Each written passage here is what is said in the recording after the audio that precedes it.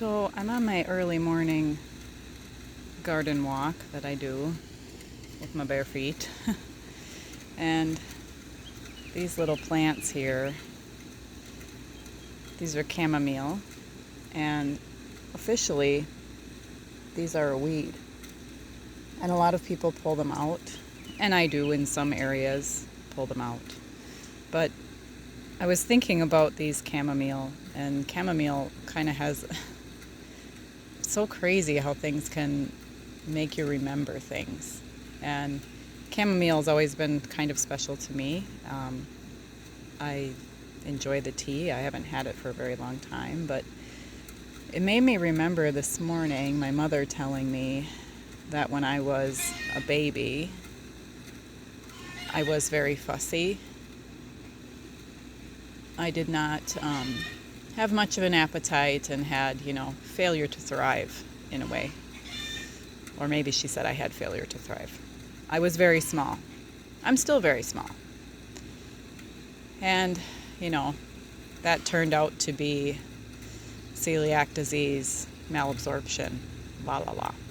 Anyway, my mom gave me a lot of chamomile tea as an infant and a young child and well into my teenage years because my belly hurt a lot and it settled my belly.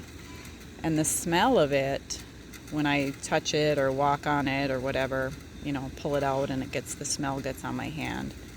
It smells comforting. It smells like home. So it probably brings back those feelings of being nurtured and cared for by my mother as a young child.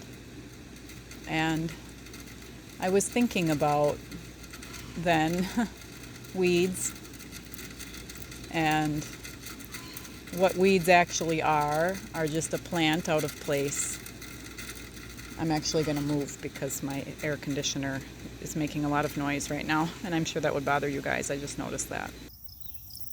So weeds are just plants out of place.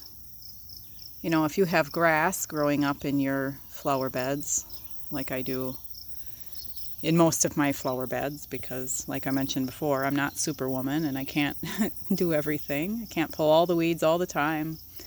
And I've probably planted more than I can keep up with, but it's beautiful.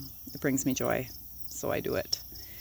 But if you have grass growing in your lawn, you care for it, you want it to flourish. But if it's in your flower beds, you pull it out because it's a plant out of place. And then I thought, I have very often felt like a chamomile, like a blade of grass. Very often felt like I was a plant out of place. And like I didn't belong where I was put. And that sounds like an existential crisis, but it isn't. And thinking about it more, I thought, what lengths has my Creator gone to keep me in this place? Because there are many things in my life that would have wanted to take me out. I struggled as a young child to be healthy. I was sick a lot. I was frail and had many infections, lots of doctor visits, lots of specialists. In my adult life, I again struggled with malnutrition and malabsorption and being very thin and sickly and in for procedures and testing and all these different things.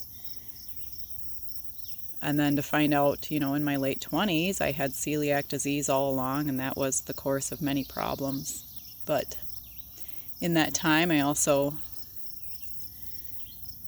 had 3 children, despite the statistics that would speak otherwise, that I should be infertile, should have difficulty bearing healthy children due to my malabsorption and other things, because at that time we didn't know I had celiac disease, and while I was pregnant I did not have symptoms, and I did have very healthy babies of good solid birth weights, larger than they thought possible for me to carry or deliver. But then I, delivered and went through 3 life-threatening hemorrhages and uterine infections that my body then recovered and was healed from. And my last pregnancy, they told me that it was too life-threatening for me to have more children, so we made the decision to not have any more. And it still just makes me think of the lengths